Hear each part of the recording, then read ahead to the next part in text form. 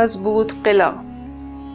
بیان کیا جاتا ہے سلطان قزل ارسلان ایک ایسے مضبوط قلعے میں رہتا تھا جسے طاقتور سے طاقتور فوج فتح نہ کر سکتی تھی۔ اس کی بلندی کوہ الوند سے ہمسری کا دعویٰ کرتی تھی۔ علاوہ مضبوطی کے یہ قلعہ خوش منظر بھی ایسا تھا کہ روئے زمین پر اس کی نظیر کہیں نہیں ملتی تھی۔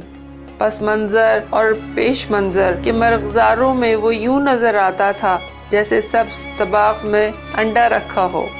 اتفاق سے ایک مرد درویش سیاحی کرتا ہوا اس قلعے میں بھی آ نکلا، اور جب اسے سلطان کے حضور باریابی حاصل ہوئی تو سلطان نے ازراہ غرور درویش سے سوال کیا کہ حضرت، دنیا تو بہت گھومی ہوگی، گھاٹ گھاٹ کا پانی بھی پیا ہوگا، یہ تو فرمائیے ایسا مضبوط اور خوشنما قلعہ کہیں دیکھا ہے؟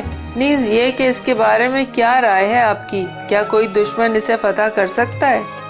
سلطان کی یہ بات سن کر مرد درویش ہنسا اور پھر سلطان کی طرف دیکھ کر بولا، قلعہ واقعی اچھا ہے، لیکن میں یہ بات ہرگز نہیں مان سکتا کہ یہ مضبوط بھی ہے۔ کیا تجھے معلوم نہیں کہ تیرے جو بزرگ تھے تجھ سے پہلے اس میں رہتے تھے، یہ موت سے ان کی حفاظت نہ کر سکا، بلکہ اسی طرح یہ تیری حفاظت بھی نہ کر سکے گا۔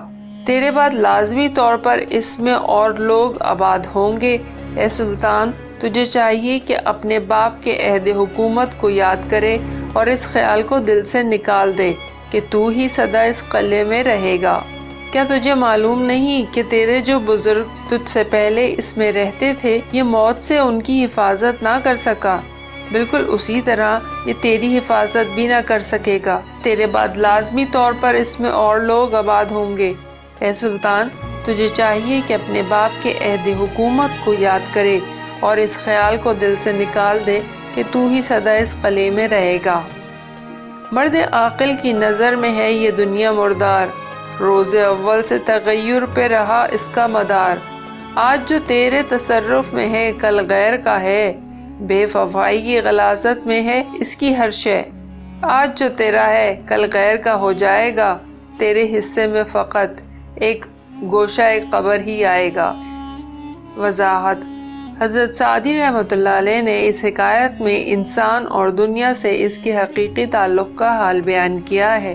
کم و بیش ہر شخص اس تگ و دو میں عمر گزار دیتا ہے کہ وہ زیادہ سے زیادہ تعداد میں اپنی آسائش اور حفاظت کے سامان فراہم کر لے، یہاں تک کہ موت اس کا انجام بن کر اس کے سامنے آ کھڑی ہوتی ہے اور اسے یہ بات تسلیم کرنی پڑتی ہے کہ اب تک وہ جن چیزوں کو حقیقی سمجھتا رہا ان کی حیثیت سراب سے زیادہ نہ تھی۔ یہاں یہ بات سمجھنے کے قابل ہے کہ سعدی رحمۃ اللہ علیہ کا مقصد ترک دنیا ہرگز نہیں ہے، وہ تو صرف یہ یاد دلاتے ہیں کہ دنیا ہی کو سب کچھ نہیں سمجھ لینا چاہیے، کیونکہ ایسے کرنے والے خود کو ہلاک کر لیتے ہیں۔ حقیقی نفع انہیں حاصل ہوتا ہے جو دنیا کو آخرت کی کھیتی سمجھتے ہیں۔